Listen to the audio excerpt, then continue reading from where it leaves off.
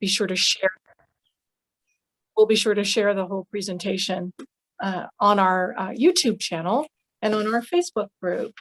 I also wanted to let you know, I don't know if they introduced themselves, but we've got an amazing team here, the Livable Streets team. We've got Kate Mead, who is our project director. We have Carol Kachadurian, who we're very lucky was brought to us thanks to AARP. She's consulting with us with the generous support of AARP. And Eden Rhodes, who is our student intern and an expert in design thinking. And last but certainly not least, my staffer, Amelia Marcus, who keeps everything going, keeps all the trains running on time. We've got an amazing group of creative and strong women here helping to make our neighborhoods more livable. I also wanted to let you know that if you do end up joining a work group, you will get a Livable Streets t-shirt. Kate, can you show them your Livable Streets t-shirt? So we'll be making note of who signed up for a work group, and you will get a t-shirt to wear with pride.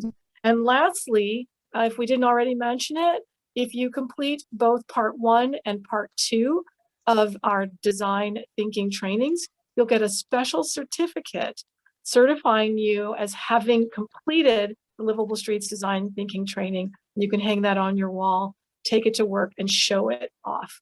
With that, I will just gratefully give Kate the mic back. Just wanted to let you guys know those things. You're in very capable hands from here on out. Thanks. Thanks, Elliot Lewis. And yeah, thank you for all the things that I definitely forgot to mention. And as well, I realized we want to acknowledge that this is in the middle of dinner time. So thank you again for choosing to be here. If you want to eat or need a snack or need to eat dinner, please feel free to do so. Either on camera, off camera, we totally understand that. So full freedom to eat if you'd like to eat. So without further ado, I'll share the results. And actually, we've got a very even split of people interested in both topics, which is great. That I think is a great indication to us that we are on the right track in terms of things that the coalition is interested in.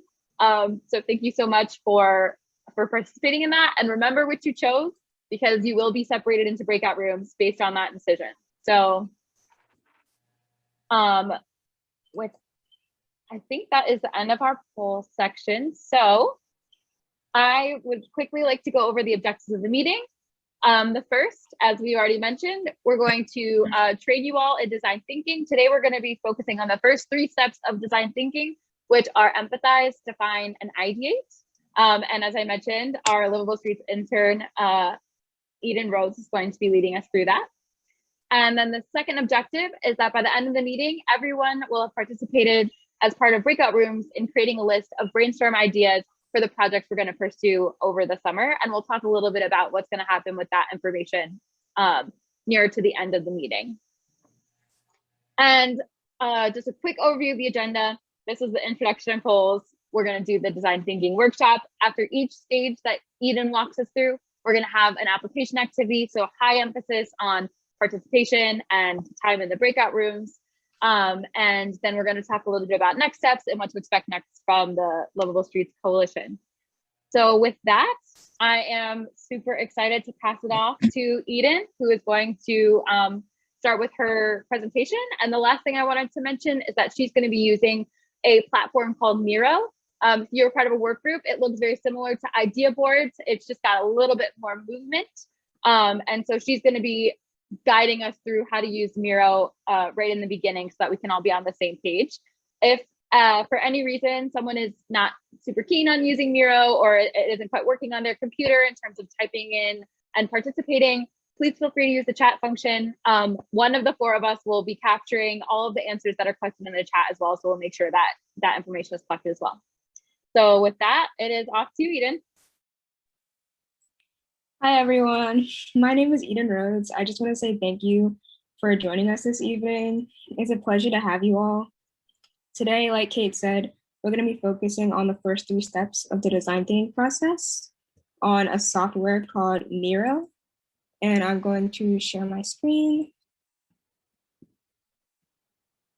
All right, can everybody see my screen? Okay. Oh wait, before I do that, I should probably share the link. That would be helpful. Okay. Okay. So that's the link that we'll be working on today. And I'm going to share my screen. So when you first hop on, it may look a little bit confusing. I'm going to give everybody a second to come onto the board.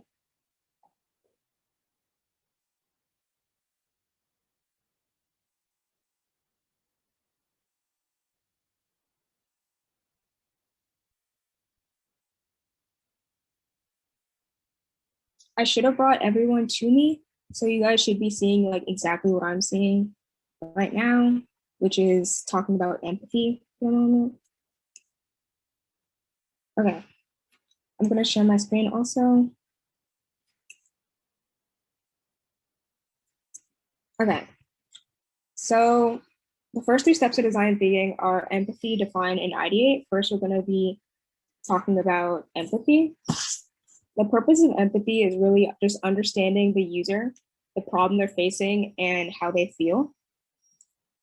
You understand how they're feeling by getting their stories and asking them questions. The questions that you want to ask are supposed to be open-ended, and non-leading. You want to get them to tell you more about their story because you want to get the full narrative, the full picture.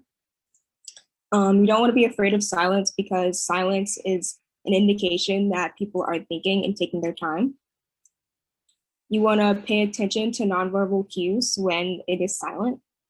You also want to take notes while you're interviewing people to get how people feel, what they're saying, and what they're thinking. You also don't want to come to an empathy interview with judgment or bias. Instead of judgment, you can replace that with curiosity to ask them more questions. When it comes to empathy, you want to get the who, what, where, and why when you're taking notes to try and summarize the perspective of the interviewer. Like I said, you want to avoid like assumptions and judgment and bias, and instead you want to ask them questions to really get the emotions and understanding what they're going through. For our purposes, we're going to be using the empathy stage to really build community and to make people feel heard and validated and seen. When people know they're being listened to, it makes them feel more motivated to make change. It would be nice to have us all go out in the public and interview people and hold these empathy interviews. But for now, we're going to practice by gaining empathy among ourselves. So I'm going to lead you guys over here. And I just want you guys to answer the very first question. It says, share an experience or a moment that made you realize that traffic was an issue in the 46th district. How did this make you feel? So you basically just double click on the sticky note and you can type. Let me know if that works for you.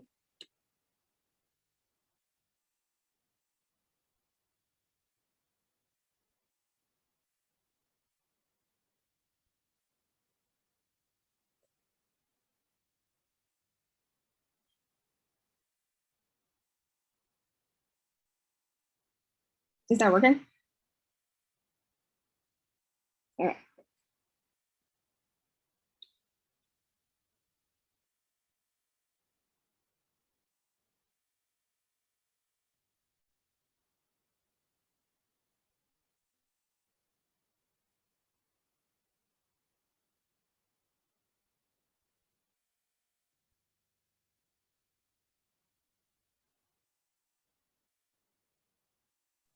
And just a reminder for anyone who is not able to click on the sticky notes for any reason, feel free to put your answer in the chat as well.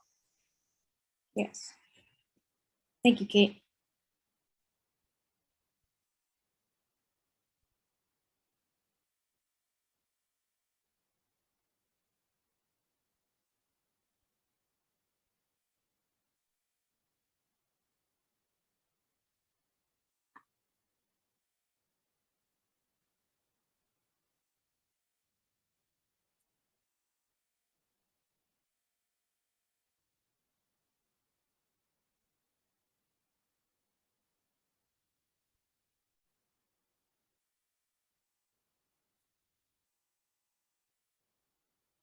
Okay, I'm gonna give us just a few more minutes to do this, and then we can move on.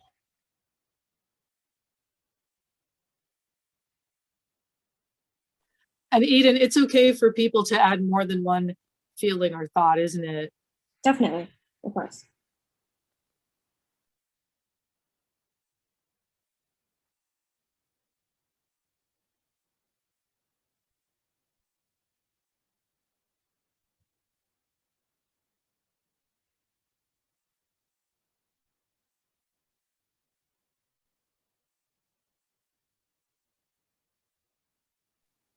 Can I just say, this is amazing to see so much energy and willingness to share. People have a lot to say here. So we're going to have a lot to learn from it, won't we? Yeah. I like all of our little tags hovering around the board.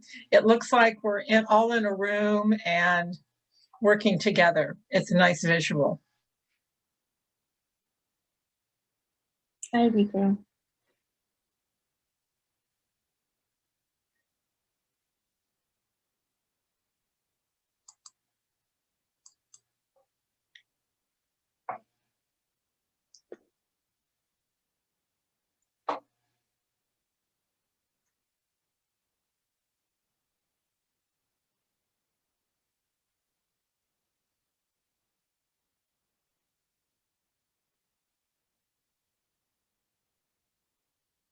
Another thing that I wanted to point out to everyone is that if you're having trouble navigating around the board, also I apologize if you already mentioned this, Eden.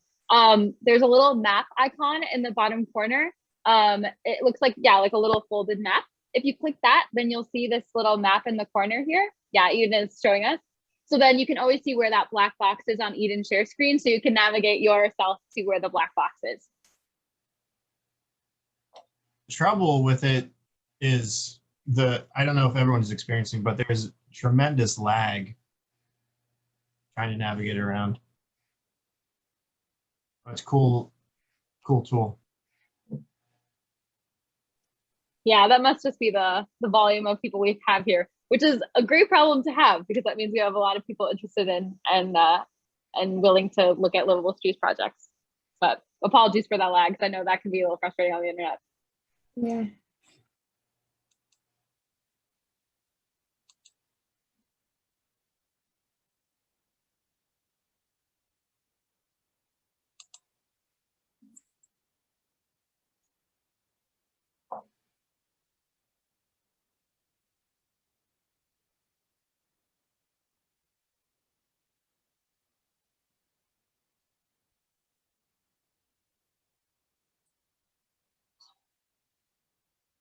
Okay. If you guys are still need a little bit more time, you guys can continue to write your experiences and how you felt above. But now we're gonna start looking at themes and commonalities that we see. So if you see any like prominent like themes that are coming through from these experiences, please feel free to write them right below.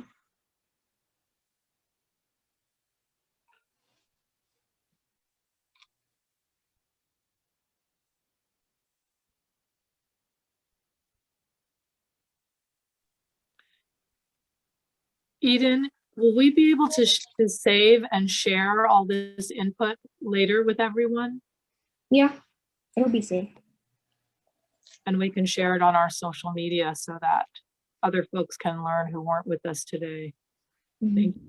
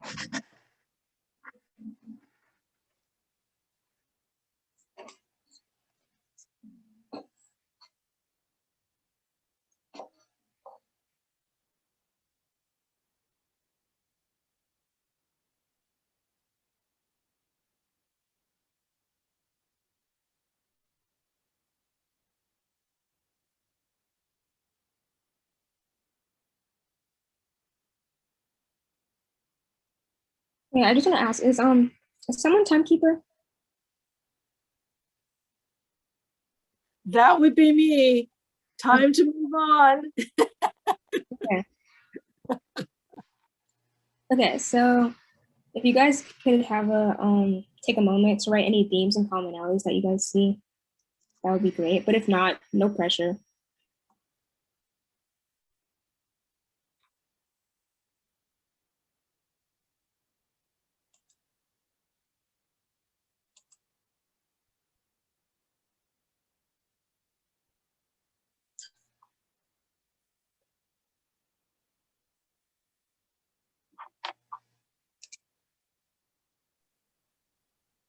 Father Michael, you can, you wrote that you're having trouble. You can simply use the chat box. And I know you're familiar with the chat box. And just type in there your response to the question, when was the first time you realized that traffic was a problem in the 46th district? Just type in the chat and don't worry about using Miro, okay?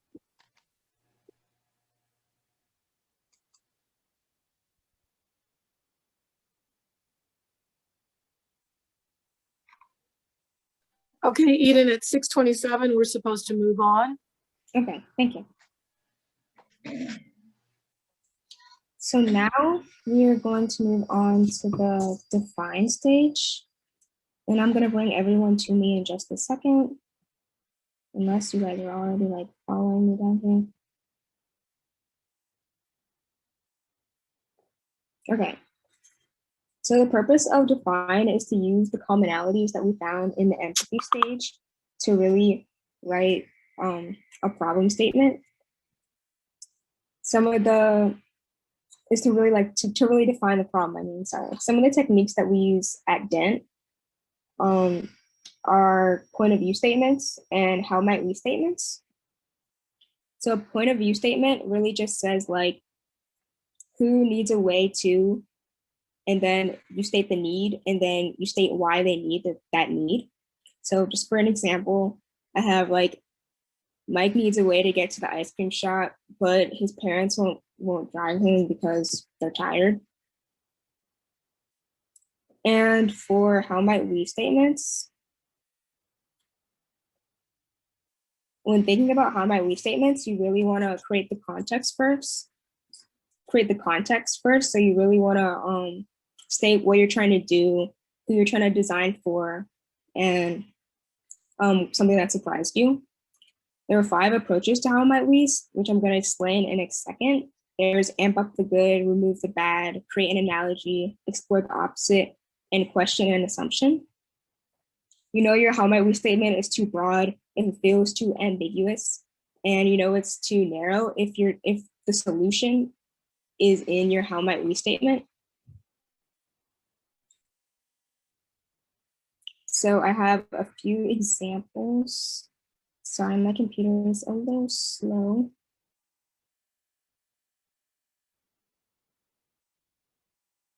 So if we look at my first example with the same point of view statement, when I created the context, I said we were trying to help Mike get ice cream, designing for Mike. And then I said, and then for like more context, I also included Mike doesn't like riding public transportation because of school bullies. Now I'm going to explain the 5 techniques for making how might we's. For amp up the good, you want to continue to emphasize the good in the situation. So for example, I stated a norm, which was wanting ice cream. So I was going to say like, how might we get Mike's parents excited to get ice cream as well? For removing the bad, you really just want to remove the bad in the situation.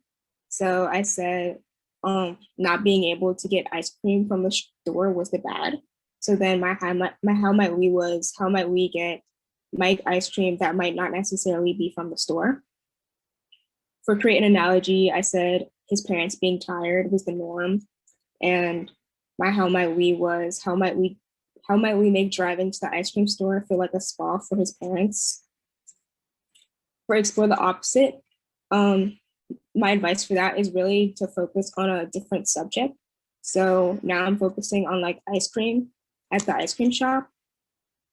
So my how might we statement is how might we get ice cream to Mike's house?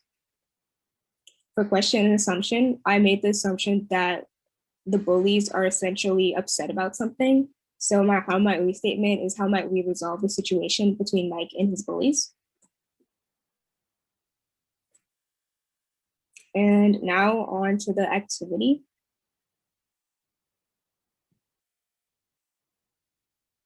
So as you guys can see, in a second, we're gonna split you guys up into breakout rooms. And I want you to use my example to create a point of view statement and then create context for the how might we's. And then just create a few norms if you can, because these norms are going to then help you create how might we statements. And I just want to say that this is really just a guide. So if you feel like you're better at creating norms and you're horrible at creating how might we statements, then I suggest just creating as many norms as you can or thinking of as many norms as you can. And if you feel like you don't need to create norms to think of how might we statements, then you can just skip that and go straight to the how might we statements. And if you feel like your how might we statements aren't in any of the 5 categories, then you can just put them on the side here on the pink sticky notes. And I'll explain what the dots are for later. And if you feel like the norms just aren't really helping you generate how might we statements, you can just keep asking yourself, like, why are we doing this? And give yourself a different answer each time, and that should help you create how might we statements. I believe that in the breakout rooms that we're about to go in a second, there are going to be facilitators. So I encourage the facilitators to share their screen if possible. And I will be jumping in and out of breakout rooms for people if they need help, because I know this is this is like the most challenging part of the design thinking process. So Eden, before we go into a breakout room, could you talk about what a norm is? Oh yeah, so a norm is kind of just like setting the stage or like thinking about, it's technically just like thinking about it. That's the best advice that I can really give. So essentially, if you want to amp up the good, you want to ask yourself, okay, what's the good in this situation? And then the norm would be the good in the situation. If you want to remove the bad, you think, okay, well, what's the bad? What's the challenge here? And then that would be the norm. And then for like create an analogy, you want to think of just something that you can create an analogy with. And I can jump in and out of breakout rooms to give you guys different examples if you guys would like. Or I can really just do that right now, actually. So, sorry, my computer's being a little slow, but for example, amp up the good for both workout groups, actually. The fact that this the fact that this coalition like exists, and the fact that the community is interested in solving this problem, that's a good in the situation. A bad that you guys can focus on is essentially the fact that DOT has been giving you guys challenges. An example of like exploring the opposite can be like getting drivers to realize that they need to slow down instead of just us telling them that they need to actually slow down. And then question and assumption for, you can just like clearly see that people are in a rush to get somewhere, and that's an assumption that you can make. That's why they're going so fast. For an analogy, you can use the fact that the drivers are going so fast and they just want to get out of the community to their destination. So you can sort of like ask yourself, well, like, how might we make the travel there to the destination feel a certain way to make them not want to go so fast, if that makes sense. So those are just like a few examples.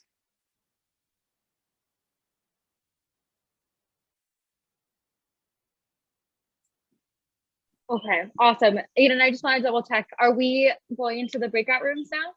Yes. Okay. And for anyone, if there's any more questions, I know that design thinking is a big concept. I'm still learning from Eden, and we've been talking about it for a long time. So we will definitely have her expertise in the room. She'll be bopping between them. So if you have any questions, she'll be there to help you out too. So with that, Are we using Kate, Kate, Yes, we are using it. Kate? Yep. In terms of time, just so the breakout rooms everyone can clear, we should be finishing up in the empathy breakout room at about 6:45. So that's not a lot of time because we're going a little slow, but is that about right? I think this is the defined breakout room, right, Eden? Oh, Yeah. sorry, Eden. Yeah. Sorry, Kate. So The defined breakout room goes till 7. Yep. Okay, because as your timekeeper, I should really know what time we're looking at. So, okay, I'll ping everybody at 7. Okay. Thank you. Awesome. Okay. So I'm going to open the breakout rooms, and then please choose the breakout room that you had chosen in the beginning in that second poll. So let's see. I am opening rooms. And then if you click on the breakout room button, then you'll be able to choose the room that reflects your answer in that poll. And again, we're asking work group members to please choose the topic that most matches your work group.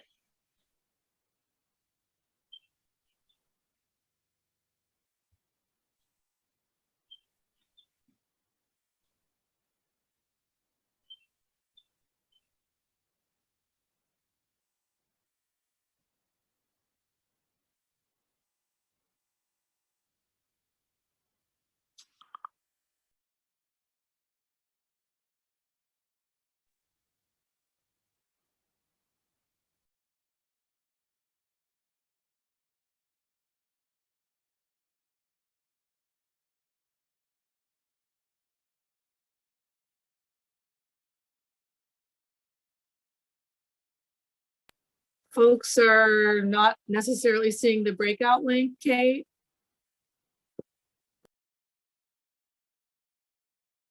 I'm muted, sorry. So you're not gonna see a pop-up. You're gonna have to go to the bottom of your Zoom screen. You should see a little icon that says breakout rooms. And if you click that, then you can click join next to the breakout room name, and then you can kind of self-select where you're gonna go, if that makes sense. Not even seeing that. Okay, awesome. And if anyone has any issues, let me know, and I can manually send you into a breakout room. No, I was saying I wasn't seeing that. So can you put me in I Orleans? think we should manually put people in. Sorry, what did you say, Delegate Lewis? If you see in the chat, people are having trouble, so I think you should assign them directly to the room that they want, if you can. Okay, yes. Actually, Amelia, would you mind helping send people so I can go facilitate? Thank you so much. Sure. If you guys, I see a couple, Mr. Collins Young, I'll add you to your group and everyone else could drop their preferred group in the chat and I will add you to that group.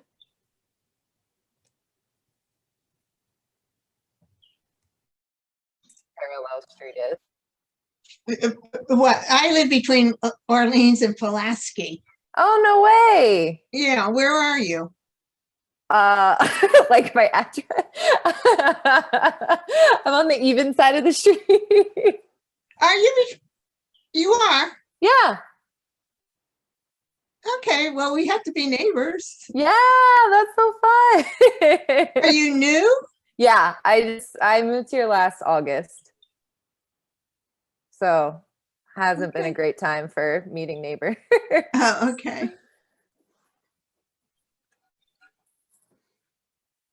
Okay. So I know that they want the how might we statements, and so, or the point of view. So I don't know if other folks have some, but we could throw some in the chat.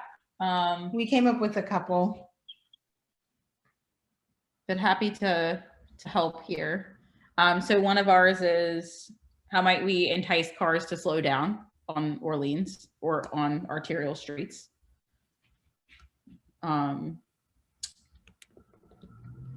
So Dina is typing there on the Miro board.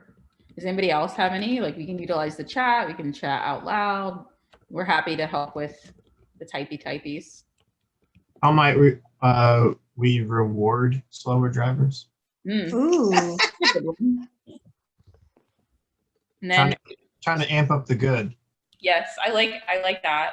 Somebody said speed humps or bumps. Speed hump. Oh, but so we can include that. So how might we, so those are possibilities, Devin. And we can keep those in mind. And I think like, or how might we use speed bumps? Yeah. Or how might we slow the street as an opposite to slowing the car? Mhm. Or yeah, it doesn't make a lot. You know what I'm saying? No, Make that it makes sense. slower instead of making the car slow down. I think that's the key really, is to slow overall traffic. Speed bumps tend to be noisy because when you hit them, they make a lot of noise. And, you know, when cars slow down for them and speed up again, they also make a lot of noise. So I don't necessarily think you want to live in front of one. So if there's another way to go, I would recommend that. And truthfully, I don't know what the answer is. I feel that's a really tough problem. I definitely agree. And I think the how might we's help us get to Solutions. help us get to solutions and not to eliminate any from the start. Like for example, the first time I did a design sprint, somebody said, well, how might we allow dirt bikes to be on roads? And I was like, oh, here are all these reasons why dirt bikes can't be on roads. And I thought I was like so right for saying that. And I was like patting myself on the back. But like, I think it's just an opportunity for us to like open it up to discussion. And then like we can get to the like, yes, I agree, speed bumps, you know, there are problems, but like, let's focus on like the how might we's maybe for now. Maybe like how might we make streets more friendly to bikers? Yeah. Like to like cyclists and to scooters, because that may slow, who knows? But I'm not thinking of solutions. I'm just thinking of what we I think for me, a first question is how might we understand why they're speeding in the first place?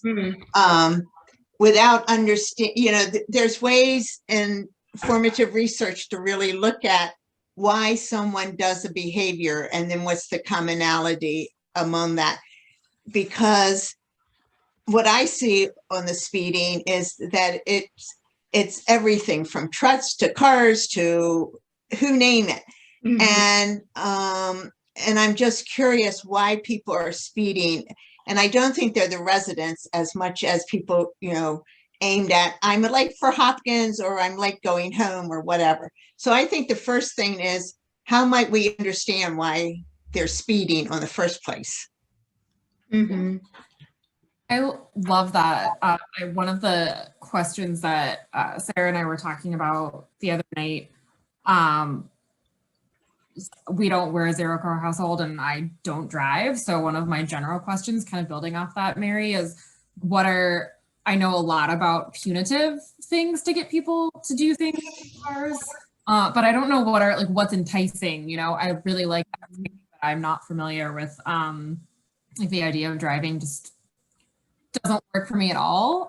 So I'm really curious about what are the positives for people that would like entice or be like rewards for good behavior, or be like, yeah, good reasons instead of the punitive stuff. Sarah, what about like how might we entice people to like less cars? Like I think that's like really important, like zero car household, because so I wonder if there's like something e-bikes. Yeah, we like our e-bikes. How might we encourage people to ride e-bikes? Affordable biking solutions. I would love it if our scooters weren't busted up all over the city. Yeah. People to take. So I'm putting how might we entice people to take alternative forms of transportation, like e-bikes, like scooters, etc. And there again, I think they're really good. It's why do people, I'm always asking the question, why does someone do the behavior? And then what do we do to change that behavior? So that's the enticement, but we have to really understand why. And is it because they're working so far away that there's no transportation, so they're going to drive? And if they could have public transportation, some of it takes, an hour and a half to get to downtown Baltimore. And so I think once we understand why people are doing certain behaviors that we want to change, then we can come up with these ideas on how to entice them to do the behavior that we want. And one of the questions I really have is, what are the behaviors we want to see? And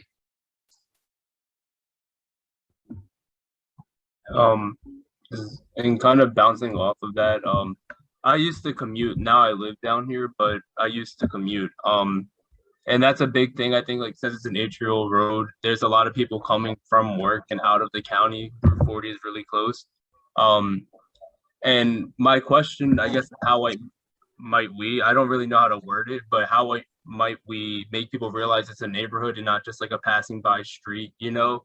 That's the view. And I forget the word, it's like driver fatigue or whatever, you know, you hop behind the wheel and then all of a sudden you're just like where you show up. People don't really, I don't think, realize that people live here. It's a neighborhood. So how might we make people realize this is a neighborhood, not just a street where you drive to get to where you're going? I like that. And I rephrased it as, and please tell me if this gets to the heart of what you were saying, how might we help people center the humanity of those living on these streets? Yeah, pretty much. Yeah, that is beautifully said. Just beautification of the street. I know that, right, we don't drive, but I'm definitely gonna slow my bicycle speed if I'm traveling through an area that looks beautiful. Are you saying more plants, the answer? Not in this household. Plants, and then like the murals are also really nice too. You know, when you stop at a stoplight and you just look to your left and you're like, oh wow, there's a painting of something that's really nice to look at. And those are nice. Distracting, but nice. Even I think some of the trash, when you see alley after alley, and I was cleaning up Orleans Street once, and somebody threw a comb at me from a speeding car, and it was like, I'm sorry, you know, I don't think they meant it intentionally. I think they were just tossing it out anyway. And I always say, you know, the trash doesn't really belong to the people who live here. It's all the people driving down throwing their trash out. So I think one of the issues is, how do we, you know, really do show that this is a neighborhood? I like Miss Cynthia's comment in the chat about equitable distribution of traffic flow. One thing that I've been thinking about recently, during the pandemic, is that I've noticed, since I've been working from home since the pandemic started, that there is still a lot of traffic on Orleans, but not nearly as much as there was pre-pandemic. I mean, the buses and the semi trucks are still like doing the same thing and speeding down the street, but it generally seems less congested. So I'm wondering, how might we entice more people to work remotely so that they don't have to drive on the streets all the time?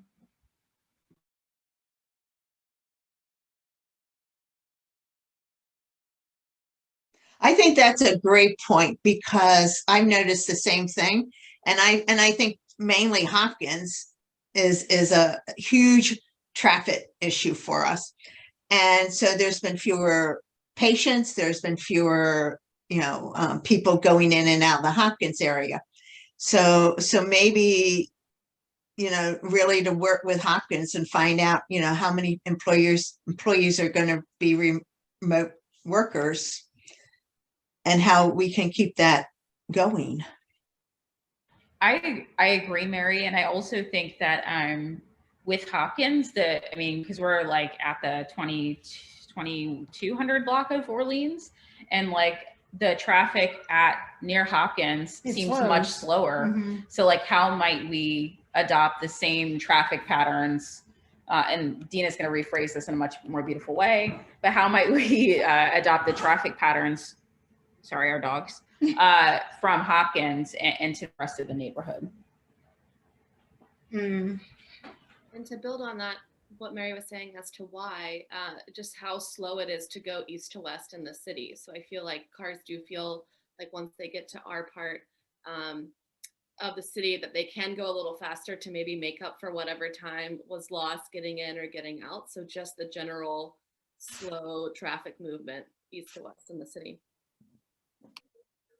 Well, I think Mary's really onto something about trying to identify the sources of the traffic. And, I don't know how much, what percentage of that traffic is going to Hopkins and how much of it is continuing downtown. But this is commuter traffic. And, quite frankly, they've got other things on their mind, like getting to work and then getting home. And, so I think, with Hopkins being, one of the nation's premier public health organizations, I really think it's worth enlisting their help and saying, what can we do to help you guys, find, live close to work programs, commuter programs, and they do run shuttle buses, but they really run them from garages. They don't run them from, outside of the city or something like that. But that might be where the solutions are, really. Mm-hmm.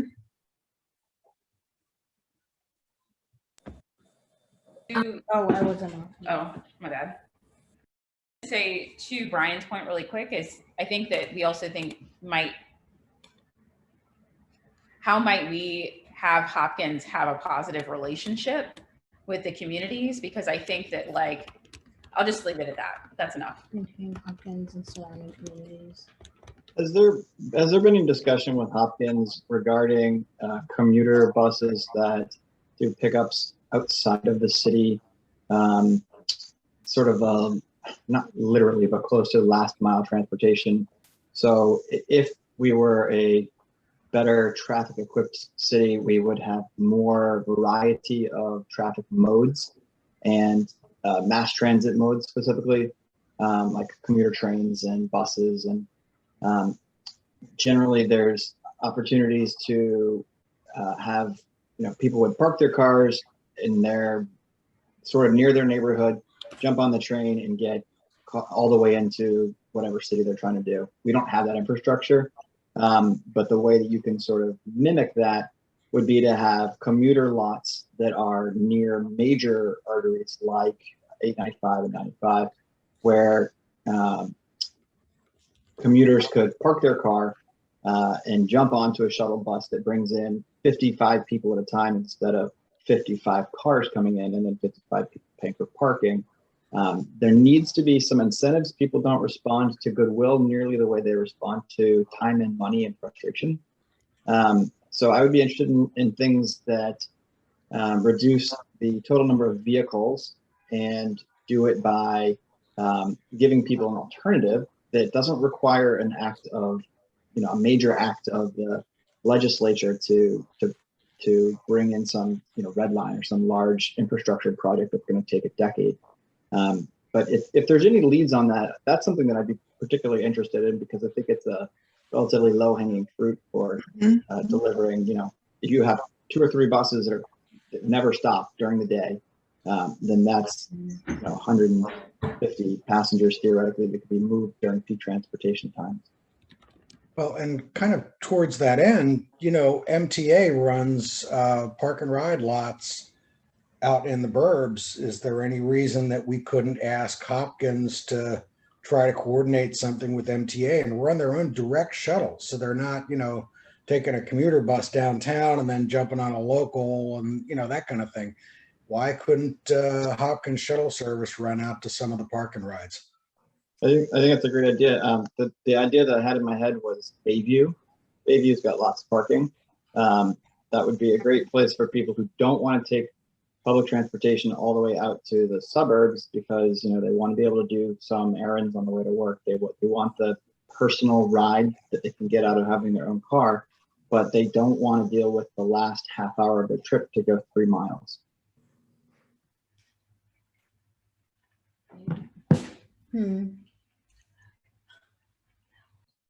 So just as a quick aside, there is an existing commuter bus route that services the Homewood campus for Hopkins.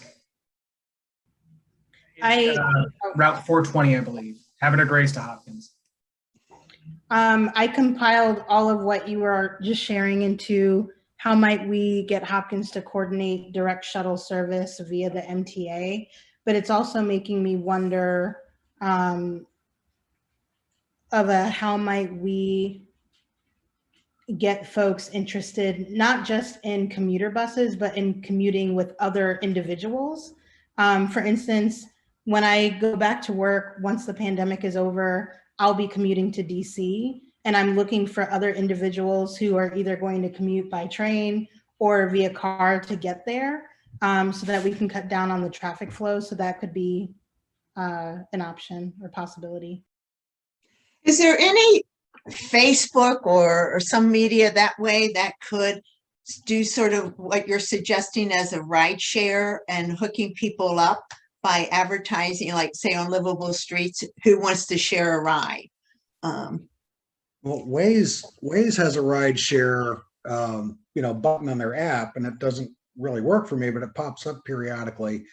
And maybe there's a partnership there that, like on the Hopkins campus, bulletin boards and what have you, and try to drive people into Waze, and they can find a way to commute there. But there's actually ways built into that app to make exactly that happen. Yeah, and there's also an additional app called Waze Carpool. I'm just bringing this up on Google. It looks like it's a program designed specifically for this. So there may be an opportunity to advertise some kind of incentive.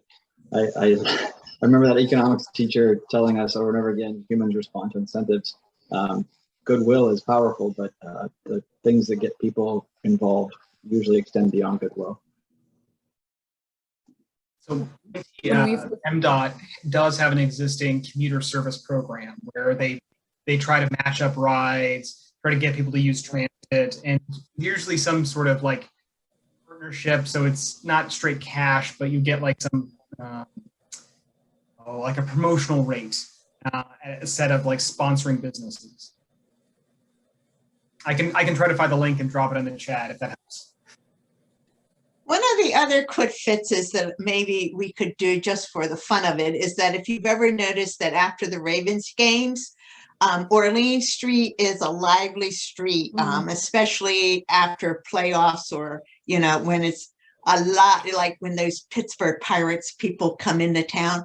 And so that's when I noticed huge amounts of traffic at, everyone's on it. So it might be fun to ask the Ravens to make a public service announcement to drive safely, drive carefully, and really put up on their billboards, these are the arteries that you need to, here's the speed limits, stay within them. And it might just put enough out there for people who might not, even think about it, that, oh, these arteries are neighborhoods. And I think Delegate Lewis could use her influence a bit with the Ravens to put that up. That's a good idea. I put that down, Mary, and I also put in line with some of the previous conversation, how might we amplify existing programs to encourage people to modify their behavior? Since some of those things exist and there's no need necessarily to reinvent the wheel. Well, Hopkins has a school, their School of Public Health has a very famous Center for Behavior Change, and I'm more than willing to, approach them a bit. And they might have students who want to do projects that we could have with their capstones and things like that to look at behavior change. I know a few years ago they did one that on the intersections they had pedestrians don't lie dead and things like that. It was something to do with people jaywalking. They were doing that. Hey, could I get one more how might we before we get kicked out? Yeah, go ahead. How might we incorporate the MDOT's capital improvement program the next 6 years? The thing with Orleans is it's in their 6-year plan to basically rip it all up and redo it. So anything we want to put into place potentially gets ripped up or we should talk to them about what ideas get incorporated into their reconstruction of it. Mm. One thing that wouldn't get ripped up is I've noticed in Baltimore that when stoplights change traffic directions, it goes right from red to green. There's not a beat. There's not a pause where there is no traffic moving. And I mean, we just moved from DC a year ago, and there's like a 2-second pause in between when that next light turns green. So you do get a little bit of break, and the people that are trying to scurry across the crosswalk can do so a little bit more confidently. I think they call it delayed crosswalk timing or something. I mean, it's descriptive, but I know what you're talking about, and it's a big thing in DC, actually. Yeah, I mean, I think the intersection Baltimore.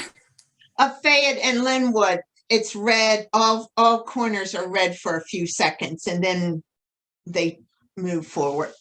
But I don't think it's on Orleans Street. So I'm so sorry. I have to hop in because we're going to have to go back to the main room. But I just want to take a second to say you all are amazing. And these ideas are so awesome. What I love about design thinking is that it spurs you to think in ways that you never even thought of before. And I feel like I'm hearing ideas here that we'd not even considered. And that's just totally awesome.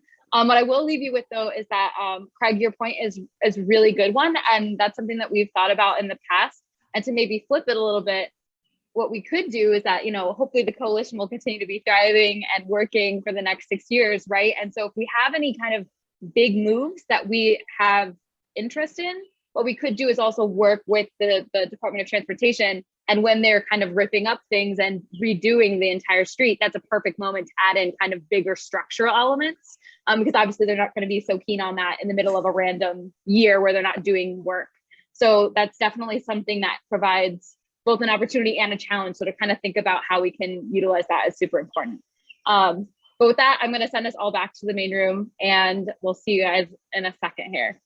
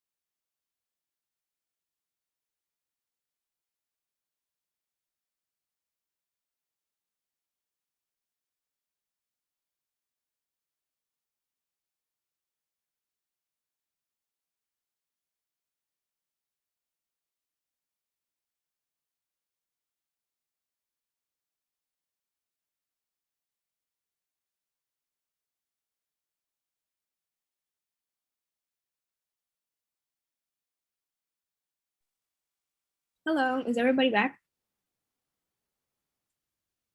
Hi, Eden, I'm here. Hi, Luz. Okay, so I loved what I was hearing in the breakout rooms. You guys did a really good job. The last step that we're going to be talking about today is ideate. I'm gonna bring you guys over to my screen. Just a second. Okay. So the purpose of ideate is to use your how might we's statements to start brainstorming different ideas and just like projects in general. So some brainstorming tips are to not judge ideas. No idea is too big or too small. Right now, you don't really want to think about like feasibility. You want to let everybody get a chance to express their ideas to make everyone feel heard. You want to stay focused on a topic. An important tip is don't get caught up in just like one idea. I know that may be a really bad habit that people have, but you just want to try and keep going and get as many ideas as possible. So I essentially want you guys to choose which how might we you like the best that fits in each category. and then start thinking of ideas based off of that. So for example, the how might we that I chose for Amp Up the Good was how might we get Mike's parents excited about getting ice cream. And then I said Mike could possibly offer his parents ice cream to pay for his parents ice cream as well. That's just an example. So really you guys can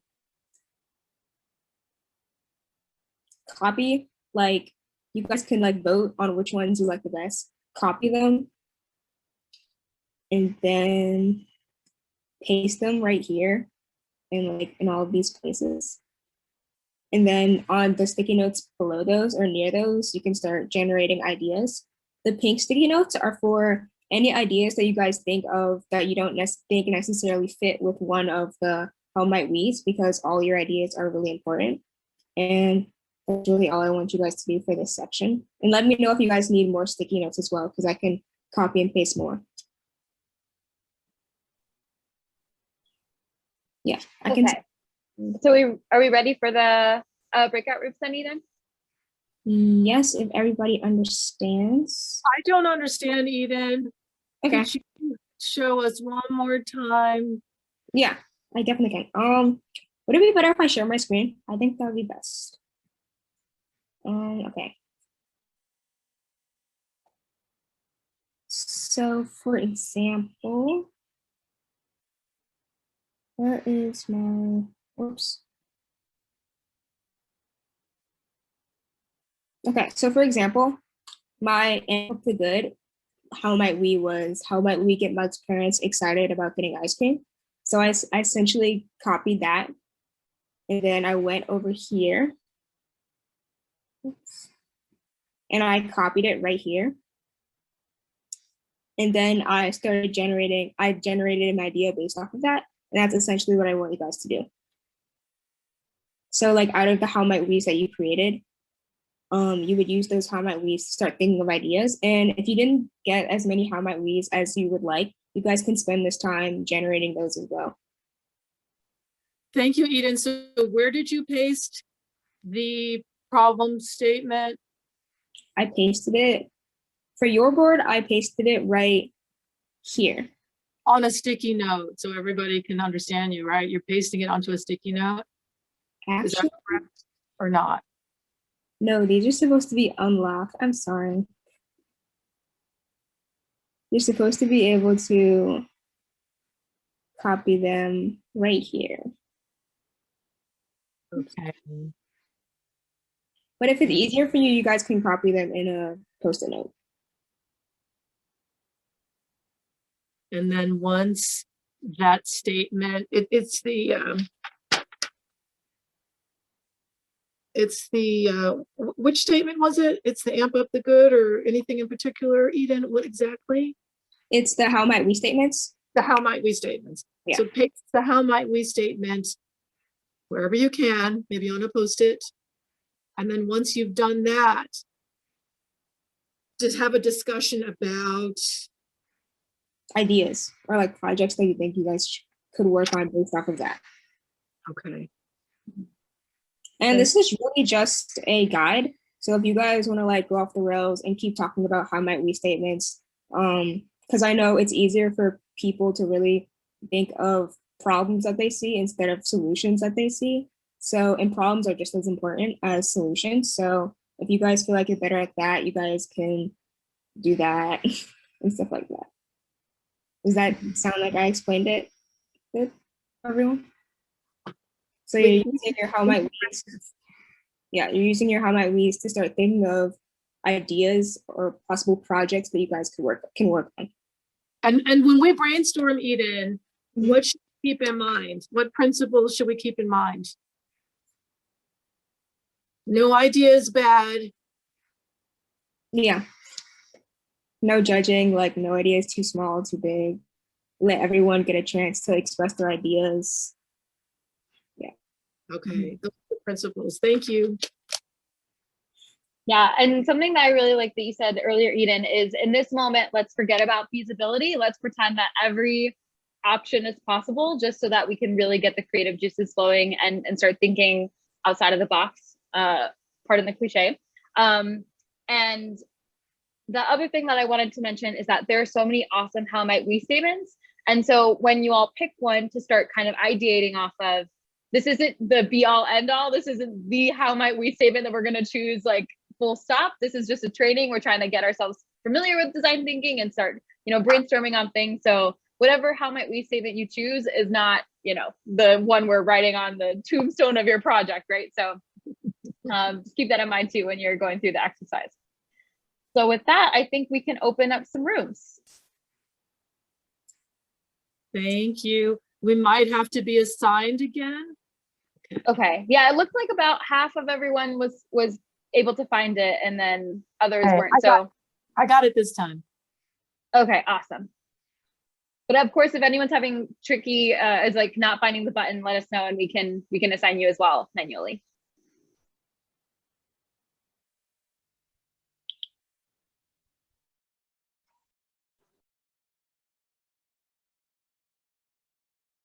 Okay. Hello again. What was your favorite how might we? From our very They're written on this Mm-hmm. micro. We can share our screen. I don't know. Sorry, I'm like having trouble navigating it. It's all good. Here we go. I can go to it. Okay. Oh, no. Are we sliding or writing? That's what I wasn't sure about. I started writing some and then I realized I think we're supposed to slide them. Sorry, say that again. Are we sliding the stuff we already wrote onto this? Is that the idea? So Copy and paste. yeah. I'm trying to get to the frame that she had. Give me a second. Where? It wasn't a frame. It wasn't a frame? Mm-mm. Oh. So. Go to the right. Technical difficulties. 1 second. I think it's This block. Okay. Yeah, this is where we were. All right. So ours is around here somewhere. To the left. To the left. I think. Take it back now, y'all. There All it right. is. Wait, the one above. If you go up and then right a little bit. Thank you, Eden. Hello. Hi. Right. Sorry. Right from left. There we go. This is ours. There we Yes. go. Okay. Here Thank we you, go. Eden. You're welcome. And so we can pick one of these how might we's that makes us super excited because Eden gave great instructions. So I don't know which one of these sparks joy for you all. We can use the dots. That's what I would do. To vote on the sticky. To vote on the sticky, or you can just say, I want this one. Okay, thanks, bye. Whatever works for you. Sorry, that was our dog chasing the cat. Or you can vote with an emoji. Yeah, you can click on these and vote. Does everyone have, let me do a quick check here. Does everyone have access to the board? No, I tried so hard and finally gave up out of frustration. If you could just zoom in a little bit, I can see what you're working with though. All right, so we're gonna do this. How about like this? And then I'm gonna read through them. I'm gonna just put on my teacher hat and I'm gonna go through them this way. And so I'm gonna read them. If you move it just a little bit to the left so that the how we statement words are not there, we don't need to read the H and W part. We just need to see the sticky notes. There we go. There we go. Cool. Because I'm just trying to think how we get through a voting process here, but I can do this. Hang on 1 second. I'm gonna scoot all these over so they can fit in one frame. You want a thumbs up for a vote? Yeah, that's I think that's the best way, and maybe everybody gets 3 votes. How's that? Sure. Cool. All right. Awesome. Awesome. That didn't work. Oh, well, I'm just going to read through them because it's faster. All right. Everybody gets 3 votes. Use them wisely. Get down, Stanley. Okay. So how might we entice cars to slow down on Orleans Street? Just put a yes in the chat. That's probably easier for me to see. And then, okay. How might we reward slower drivers? So I have 2 yeses for the first one. Cool. All right. For the second one, how might we reward drivers slowing down? I guess is what that's supposed to say. Going once, going twice. One yes. All right, so we have one yes here. Okay. Next one. How might we entice people to drive less in arterial streets? Going once, going twice. Yes. Okay. Yes, 2 yeses. All right. 1 and 2. It's only gonna let me do 1, so I'm gonna write 2 here. That works. 2. Boop. All right. Then the next one is, how might we encourage the use of speed bumps? 1. All right. Anybody else? Going once, going twice, and sold. Okay. How might we slow the street? Do 5. Yes. And 4. Yes. Okay. So we have 1 here. It's sort of the same as the very first one. It is. Yeah, there's a lot of overlap. So I can do this. There we go. And I think, would we agree that this goes up here too? How do we incentivize or no? Well, Separate. drive Okay. less. Because we have a lot that Drive are, less would overlap with like alternative forms of transportation, I think. alternative. Okay, here we go. I'm trying to group these into categories really quick. This is all slowing the streets. I think if we do it this way, then we can pick a column. Sorry, I did not know. This is all about murals and beautifying, how to integrate traffic calming measures into the city's corridor plan. That seems all. Okay. Man, there's a lot of them. Yeah, there's a lot of ideas. But we have behavior. There's a great thing down here, but No, they don't have. Behavior, slower streets, beautifying streets, and coordination with other big entities. That's what we have. Those are our 4 now. Cool. So it's slower streets, beautification, slower streets, beautification. I'm gonna write this down so I don't get it wrong. And I'll throw it in the chat. Slower streets, beautification. There's slower streets, but there also is diverting traffic. Diverting traffic. Okay. Any other big themes that I'm missing? There's like working with big entities, with like working with institutions, I'll say. Ravens, Hopkins. So Ravens, Hopkins. And that goes with like the promoting like remote work or partnerships with institutions. Is there and then the other issue is, I think, behaviors. Okay, yes. Sorry, institutional autocorrect. Behaviors. Okay, so now we have these categories. So we have 1, slower streets. 2 is beautification. 3 is diverting traffic. 4 is partnerships with institutions. And 5 is behaviors. So put in the chat, you have 1 vote here. 1 vote, 1 through 5. What is your favorite? I'm gonna give us like 30 seconds. 30 seconds, 1 through 5. What is your thing? And I can even number them so everybody can see those actual numbers. I see you, Cynthia. 5. I see a 1, I see a 5. Partnerships. If you can write the number, that's helpful. And then maybe once everyone has voted on a category, then we can narrow it down. I didn't mean to put it in caps. It's all good. I understand you feel very strongly. No, I can't see my computer screen. Okay. So right now we have 1, 2, 3 for slower streets, 4 for slower streets. What's diverting traffic? 2. I think that's, where do you see diverting? Diverting traffic is 3, I believe. Yeah. What's 2? 6 to understand. Sorry, that would be 5, Miss Cynthia. You were right in the first place. I typed something twice. 3, diverting traffic. Okay. So the categories are, again, 1, slower streets, 2, beautification, 3, diverting traffic, 4, working with institutions, and 5, behaviors. It looks like the ones may have it, or the ones in the 5s are close here. Oh, hold on, hold on. Partnerships, behaviors.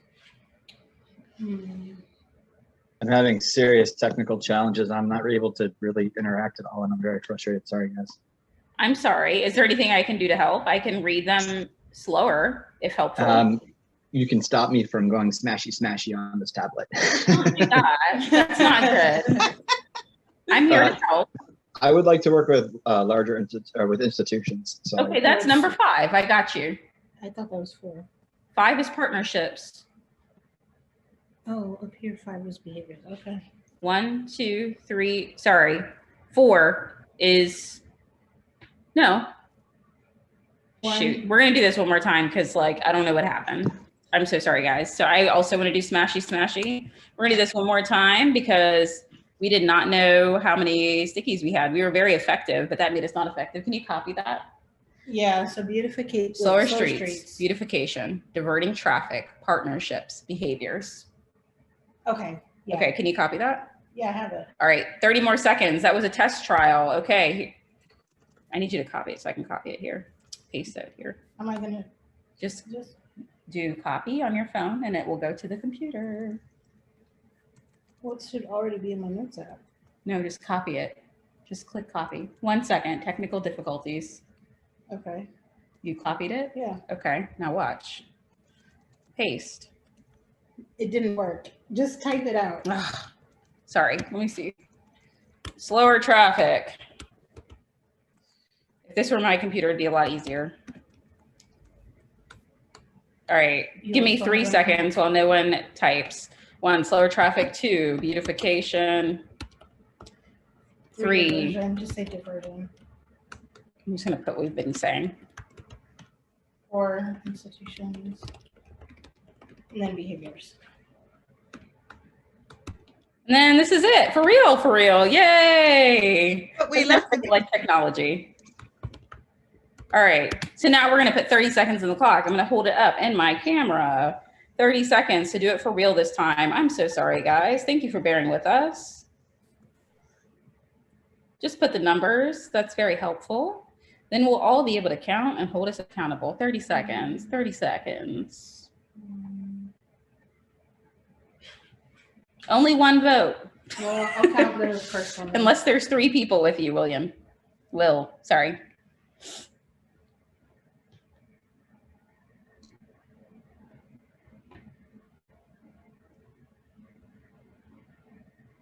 Oh, my phone. We have 5 seconds. 5, 4, 3, 2, and 1. Jeff, I'm going to check in with you. Jeff, did you get your answer? Can I help you?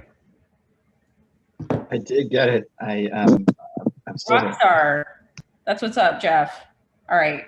So Dina's doing some math right now. She's totaling things up. We're going to have an answer here in just a couple seconds. It looks like 3 is a clear winner. 3 seems like the clear winner, says Craig. Yeah. Very clear. All right. And 3 is diverting traffic. We're just waiting for the official count. But No, there's only, let's see, 1. The joke. It's the loser. Oh, it's not. It's the tie between. It's a tie between behaviors, beautification and slower traffic. Oh, great. You guys have a 3-way split. How fun is that? Well, we didn't vote. So Can I didn't vote either, but I agree with what Brian said as where slowing traffic is like the overall goal, and the rest are kind of like strategies or different approaches that we can take to kind of contribute to slowing traffic.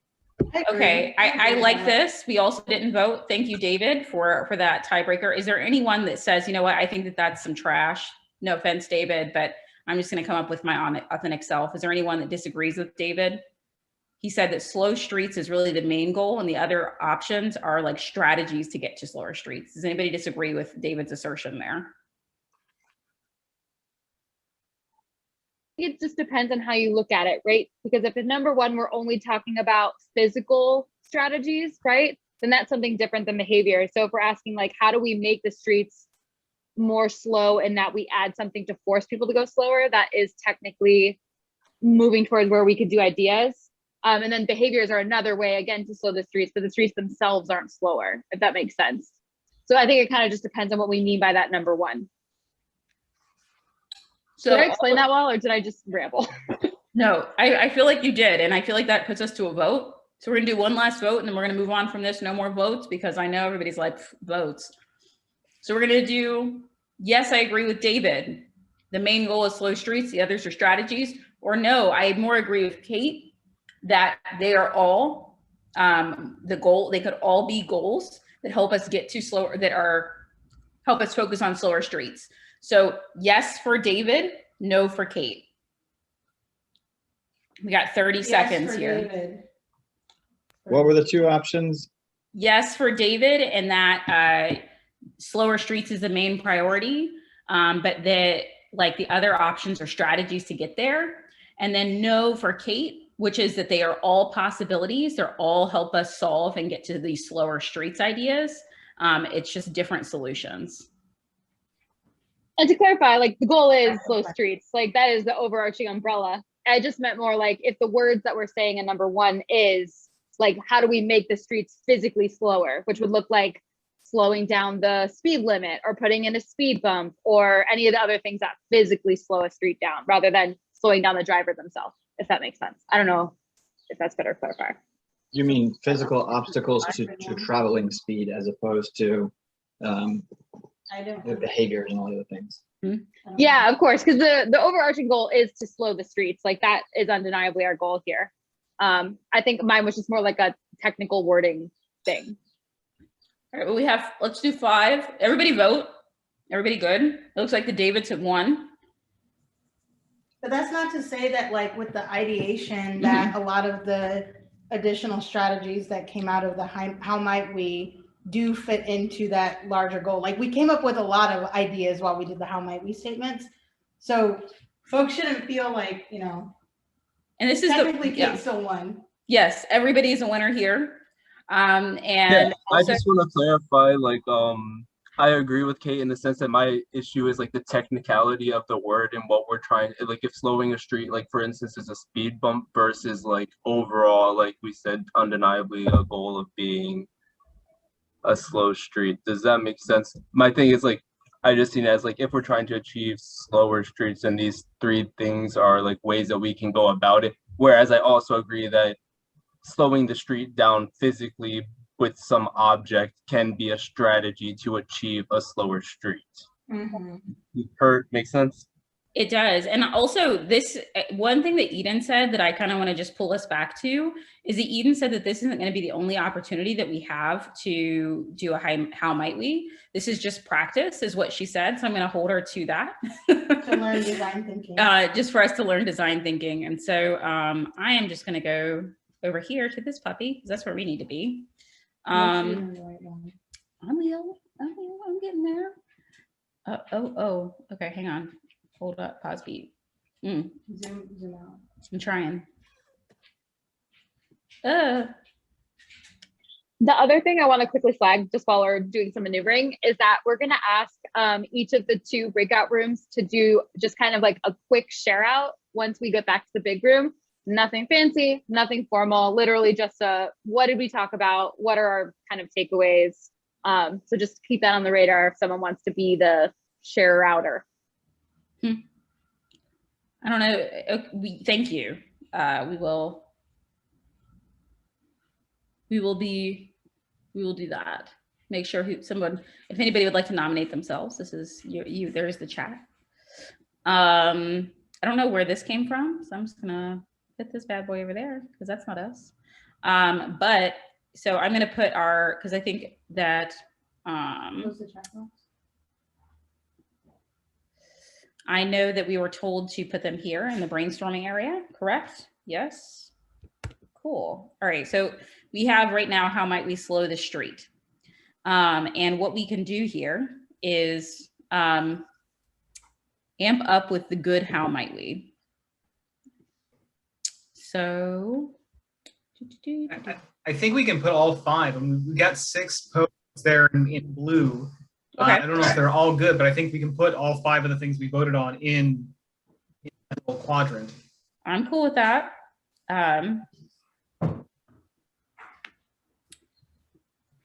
Here we go.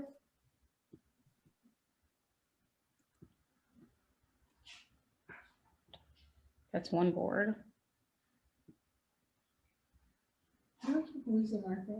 They need to be in frames. That would make it a lot easier, but they're not. So here we go. All right, so here are all of our things. I'm just gonna copy and paste them. Yeah, this is us. Okay. So I think William or Will, you like Will better? Okay, we'll go with Will. I saw you type Will prior. So I think here's all the slow ones down, slow ones. So boop, boop, boop. Why can't I? Oh, yeah. Here we go. So it's these ones here. Are there any others? Well, I was thinking that we were able to break down our how might we's into categories that I think they're smart. I think they make sense. And I think you can just put those categories in those blue tabs because I think they inspire the brainstorming process. Got you. I'm here for it. All right, so I'm gonna go back over to this other board, which I feel like always, oh, it's here. Finally got it. Okay. So our other categories, I can look in the chat here, were these puppies. I'll just throw them on here because I don't want to typey because it takes too much time. There we go. Where'd it go? These are my screenshots. I know, but I dragged it onto the screen. I don't like your computer. We both have Macs. But yours is weird. There's something wrong with it. Okay. So the things that we had were slower traffic, beautification, diverting traffic. I like that idea. That way everybody's a winner. With institutions, I can't spell and I don't care. And behaviors. All right. So remove the bad, how might we, is the next thing that we do here. But I also want to go back and look at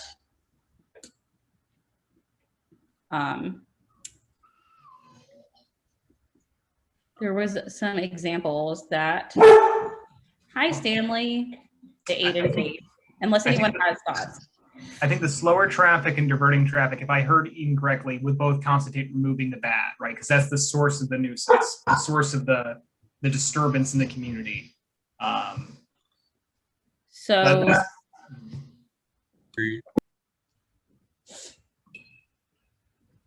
Whereas beautification would be amping up the good. We're taking something that we like and accentuating it to get the preferred outcome. I'm here for it.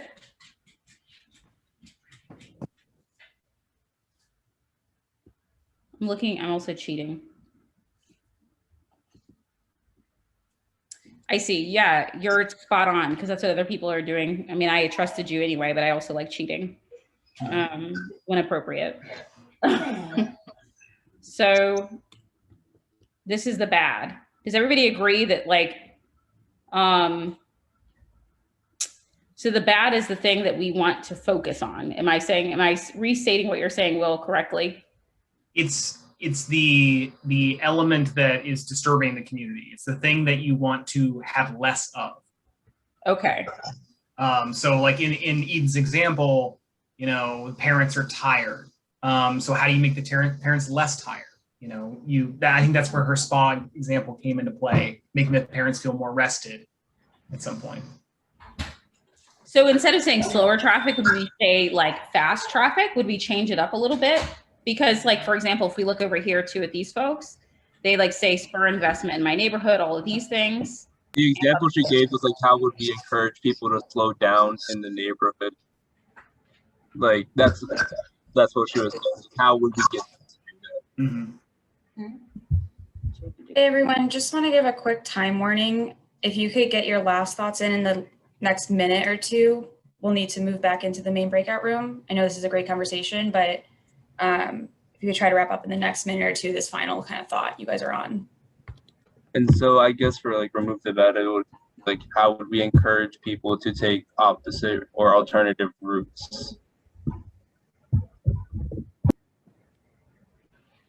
Yeah, reducing volume and reducing speed are two completely unrelated items. I'm just putting things at this point. So if you have something you want me to put, just say it, I'm gonna put it on here.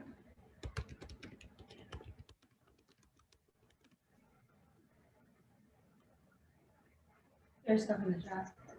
Oh, my bad. I see stuff in the chat. Sorry. More cameras, red light. Okay, I got it. Or is this like a, I think this goes here.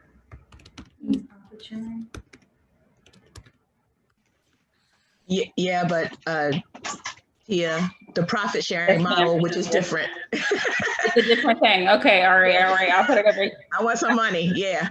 I feel you. I want some money too. If you can get that to me, I'd appreciate it. Profit sharing. All right.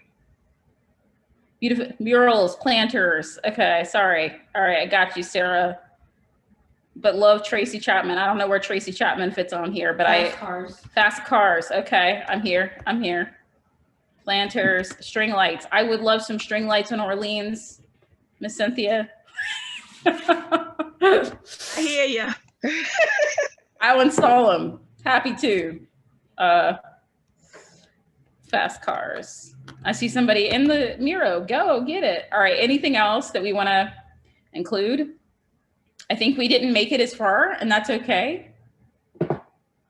I'm cool with it. Oh, my bad. I meant to put this here. Let's see. Oh, geez.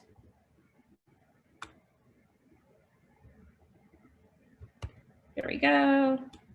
Is there anything else that we would like to see?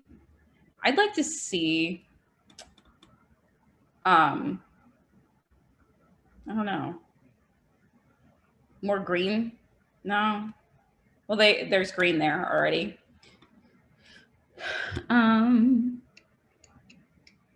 Anybody else have thought? There's some coming down here, question and assumption. Bike lanes. You want to see more bike lanes? I agree. I Bike like riding my lanes on bike. Orleans Street, which may or may not be a good idea since the trucks go down so fast. I would just like to be able to cross Orleans. Coming from a biking world, I would say that the real hardcore cyclist advocacy groups are going to put up a lot of resistance to anything other than a physically protected barrier-based lane. So That's flex real. posts aren't going to cut it. Not when there's trucks. So like physical barrier, like Yeah, I think that's, yeah. for bikers. Yeah, basically a tunnel. Like how it is on 20 or 20, like coming off the 28th exit. Oh, the big jump? Yeah. Yeah. So that would be, I think, probably the minimum qualifier would be plastic barriers as opposed to concrete barriers. Yeah. That's a heavy lift, is what I'm saying. Like the political will is going to have to be really. I'm all for it. Plastic barriers are a maintenance problem, and they're expensive and they're expendable, and but concrete is expensive but durable. So there you go. Yeah. I'd also be interested in seeing what would happen if there was one day a week where Orleans Street was inaccessible to traffic, and people were able to go and utilize the street in whatever way they want. How would that impact where people end up driving? Yes, strong endorsement of that idea.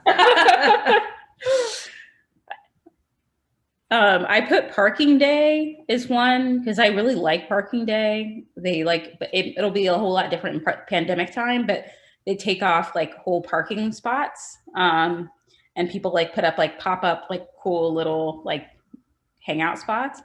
And then I also put question and assumption. How might we? I don't know that Hopkins is interested in solving the speed problem, so I question that. We're at time. So we're at time. Just as I thought. And so they'll pull us back, I guess. Yeah, sorry. I hate playing the bad guy because these conversations are so great. But yeah, so we're going to be going back in just about 1 minute. So if you all wouldn't mind appointing or nominating yourself to be just a share out, as I said, it's nothing like fancy or, you know, high stakes. Just like a quick discussion of what your process was and kind of where you landed in the process. And it's totally okay that you didn't get through all of these things. We know that like time was limited and we really wanted each of the groups just kind of have their own time to go through things. So I think this is great and you've got a lot here to talk about. So if you could just choose a person and then I'll send y'all back. Who's a person? Nose goes. I vote Sarah. Devin, who's you? I don't know who that is. It sounds like Devin wants to be the share router. Go ahead, Devin. You got this. I believe in you.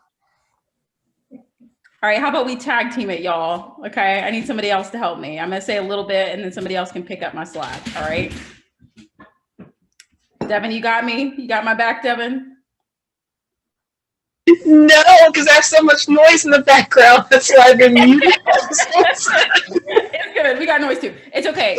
I'll share briefly, and then if there's anything else you wanna chime in, we have a powerful group here. It's everybody helped out, and I think it's really cool, and I hope we get to see each other. We're vaccinated, and for those of you that are, we'd love to see you around the neighborhood. So our emails are out there.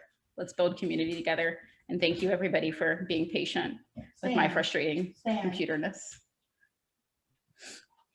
Great team.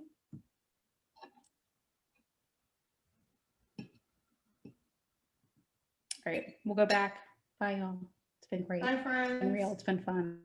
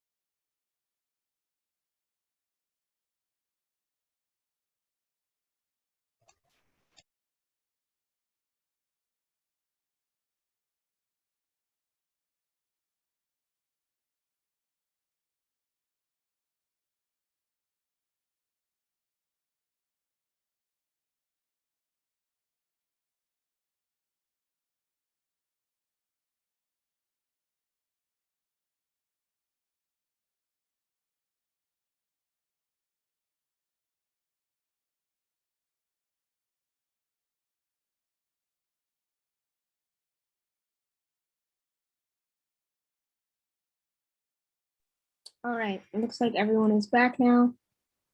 In conclusion, that's pretty much the end. I just wanted to let you guys know that you guys did a wonderful job. Like when I was first learning like how my we statements and like defining problems, and thinking of like ideas, I wouldn't have been able to do it in like about 20 minutes. Like it would take me like days to think of ideas and days to like identify problems and issues. So you guys did a really good job. I just wanted to remind you that part 2 of the workshop will be happening in the future. You guys should get an email about that. And if you come to both, there you will get a certificate, like Delegate Lewis said. Thanks for Eden, what will we learn in part 2 of the design thinking training? In part 2, you're going to learn about prototyping and testing. And so what does that mean?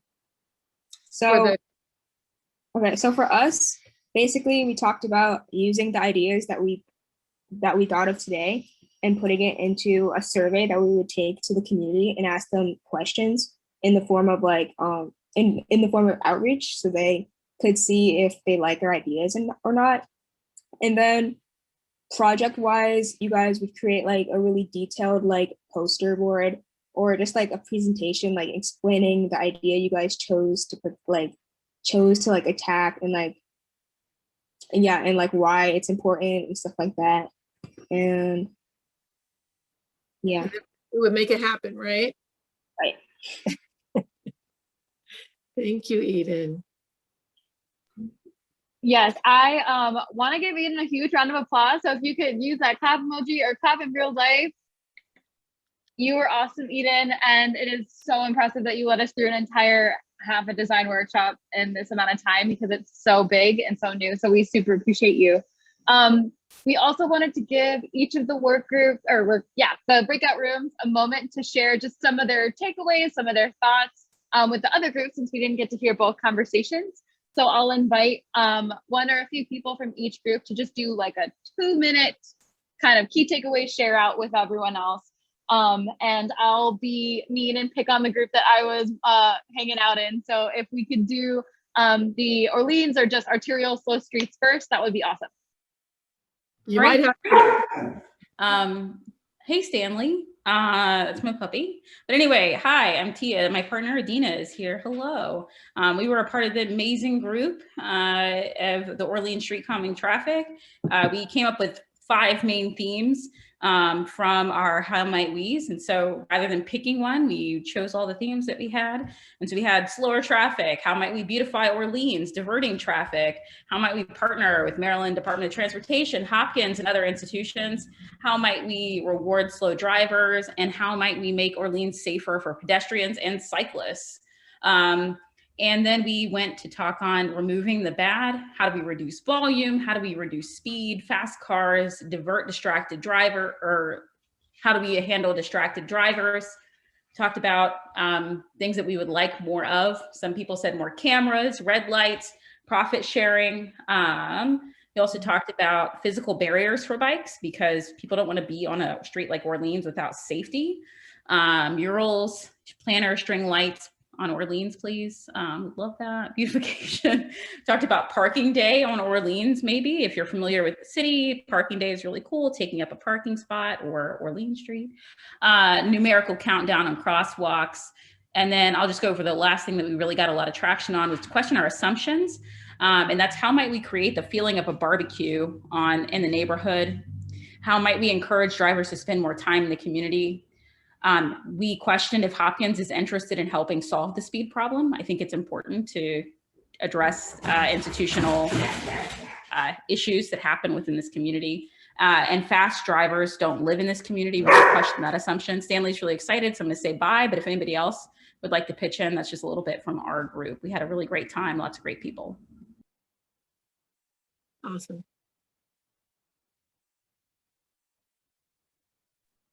All right, then I think we'll move over to slow, livable, and play. And thank you for your share out also, of course. That was really helpful, Tia and Dina. Thank you. So does anyone from Play Streets want to speak up? I think there were a lot of great ideas.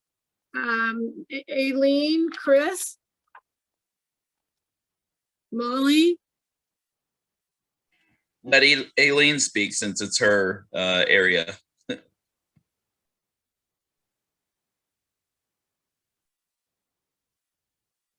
Oh, Aileen, you might be muted. There, I thought I had unmuted and it didn't.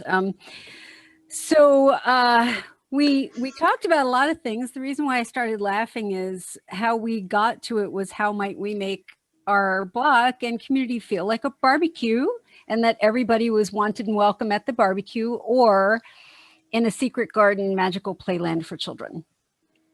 And we started questioning a lot of things, but I would love to welcome Carol, who actually was writing everything down in the thing to help put all of our stuff out there, because I don't want to miss something. But we boiled a lot of it down as well to some of the trash issues. But we had some lots of great people and great ideas, and wonderful ideas of how to start to look at it more as a community and a diverse community, and how to try to stay open to problem solving with a more open, inquisitive mind is what I would say without specifics, which Carol and Robin wrote down. Does anyone else want to jump in? I need copies of. You did great. I think you did really great. Anyone else want to jump in? Anissa?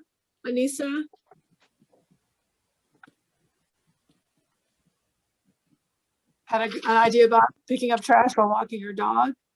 Yeah. Can you guys see me? The sun is setting over here. Can you? Okay. We can see you. Go ahead. Yeah. So picking up on Aileen's point about the trash, how we kind of zeroed in on making the neighborhood more welcoming, and that kind of had to do with making it look maintained and welcoming and clean. And I think a lot of neighbors started talking about the trash issues in the alleys. One thing that came up is with my COVID pup, early on in COVID, I just started taking an extra trash bag with me on the walks and clearing my block, like just and I became more aware of things that I like really went over my head. And I started to notice that the block improved and I wasn't even filling up a whole bag eventually. And also tree wells. And we didn't talk about that in our breakout group. I adopted a tree well too, in terms of like maintaining and weeding and things like that. So. And we also talked about inclusivity and trying to make sure we did that with a bigger lens, because that's not been a big part of a design conversation in all realms, whether it's languaging, whether it's making sure it's welcoming for all people of all identities, and also including for all disability concerns. And what would that look like? So we had a lot of great ideas to jump towards that I hope to write down, that I don't have all the specifics on, but we had a lot of great specifics too. So Eden, I want to make sure everyone knows that if yes or no, that they can use the link for Miro to see that's available 24/7 to take a look at. Is that correct? Yes. Yeah, so be sure you capture that link. And you can take a look at the notes that I made and the notes that Eden made, and take them to the next level, the next phase of design thinking, or refine them. Thank you. So Kate, before you wind up, people are starting to leave. Could we possibly take a group photo? Yes, of course. I don't know if Amelia's still with us. I'm here and I'm happy to take it. That would be great. So everyone put on your happiest smile. Okay, I'll give you a countdown. Give me 1 sec. Okay, ready? 3, 2, 1, smile. Okay, got it. Thanks. Awesome. I have a question for the presenters, but I'd like to save it to the end. Okay, gotcha, Jeff. And then, Craig, I see your hand is up. I'm wondering what, this has been great, by the way. Thanks for learning me about design thinking. Are we supposed to be meeting and doing things within the work group outside of the monthly meetings? That's what's been unclear. Or is the monthly meeting the main focus? Yeah, so that's a great question. So kind of prior to this moment, we've been relying on the monthly meetings, but now that we're a bit more established, that each of the work groups kind of has their mode of communication, and then we've started on design thinking, this is the moment where we're going to be reaching out to the work groups and asking you to meet outside of the monthly meetings so that you can dive deeper on this design thinking, dive deeper on your empathizing, your designing, and your ideation. I want to make sure I said those correctly, Eden. And really start kind of narrowing things in, right? Because right now we've got this beautiful funnel and so many wonderful ideas and directions we could take these different, these kind of different themes in. And so we're now getting to the point where we're going to try to take that funnel and we're going to narrow it in, and we're going to need a lot of guidance from the work groups and some work from the work groups outside of the larger meetings. And we'll be in contact with you all to kind of explain what that's going to look like and make sure that we're not, you know, overburdening and that it's correct for everyone. So if you have any feedback on that or thoughts, please let us know. And that's actually a perfect segue, Craig. So thank you to my spiel about if anyone here is not on a work group and has loved the experience of what we're doing here and wants to be more involved in the design thinking stages and really diving deep on this in other ways and other activities, please drop your full name, your email, and the work group you're interested in the chat. And we would be happy to add you to our work group email so that you can be involved in those kind of other meetings. And yeah, we can make sure that everyone is involved as you'd like to be. And of course, we'll be sending you more emails and more opportunities, but we'd love to see more people as well in those different work groups. And then the next thing that I wanted to mention is we know that you all just, got your feet wet in the design thinking process, and that we weren't able to go through each and every part of this and develop it as fully as we probably would have liked. We hope that we were able to incorporate more breakout room time, because we know that was the feedback from the March meeting. But we also know that we're not trying to keep you for more than 2 hours on a single night, and we want to respect your time. So thank you for being here for this preliminary, and know that we're going to take all of what we've learned and continue on in further meetings and further work group meetings. And some of the things I wanted to share with you all is that for the next month and a half, we're really, really going to be focusing on outreach, exactly as some of the things that you are all mentioning in your share out.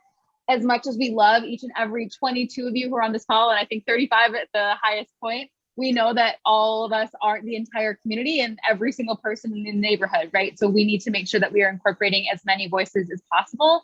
And one of the ways that we're going to do that is a variety of different outreach activities. As Eden mentioned, we're going to do kind of a visual survey to increase our ability to empathize and to continue to have conversations with the community, so that we can reach everyone from every walk of life, every person who speaks English or Spanish, people from all identities, races, ethnicities, so that we can make sure that every voice is, as much as possible, is included. And so in our follow-up email, we're going to include an outreach calendar, and you all are encouraged to come to as many of the events that we're going to be either mostly attending, but also holding ourselves, and be a part of that information gathering and empathizing and community building and coalition building, truly. And so that will be coming in your inbox. And I'm trying to think if I'm missing anything, but I think that it's pretty much it, other than just one more last reminder that Design Thinking 2 will be happening sometime in probably mid-June. We'll reach out for scheduling as we always do. And if you do come to both design thinking workshops, you will get a certificate from us that says that you were formally trained in design thinking.